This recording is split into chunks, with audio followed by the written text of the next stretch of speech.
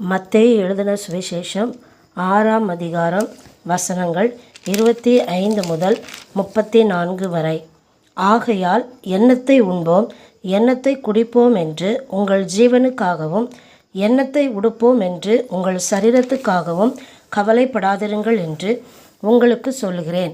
ஆகாரத்தை பார்க்கிலும் ஜீவனும், உடையை பார்க்கிலும் சரீரமும் விசேஷித்தவைகள் அல்லவா? ஆகாயத்து பட்சிகளை கவனித்து பாருங்கள். அவைகள் விதைக்கிறதும் இல்லை, அறுக்கிறதும் இல்லை, களஞ்சியங்களில் சேர்த்து வைக்கிறதும் இல்லை. அவைகளையும் உங்கள் பரமபிதா பிழைப்பூட்டுகிறார். அவைகளை பார்க்கிலும் நீங்கள் விசேஷித்தவர்கள் அல்லவா?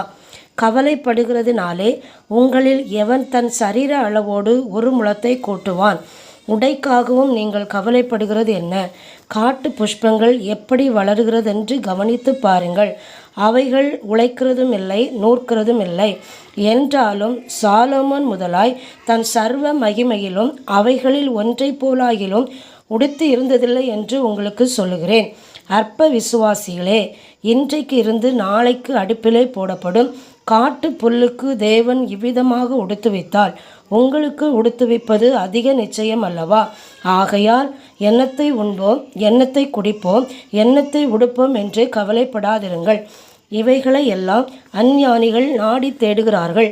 இவைகளெல்லாம் உங்களுக்கு வேண்டியவைகள் என்று உங்கள் பரமபிதா அறிந்திருக்கிறார். முதலாவது தேவனுடைய ராஜ்யத்தையும் அவருடைய நீதியையும் தேடுங்கள், அப்பொழுது இவைகளெல்லாம் உங்களுக்கு கூட கொடுக்கப்படும். ஆகையால் நாளைக்காக கவலைப்படாதிருங்கள். நாளைய தினம் தன்னுடையவைகளுக்காக கவலைப்படும். அந்தந்த நாளுக்கு அதின் பாடு போதும். ஆமேன்.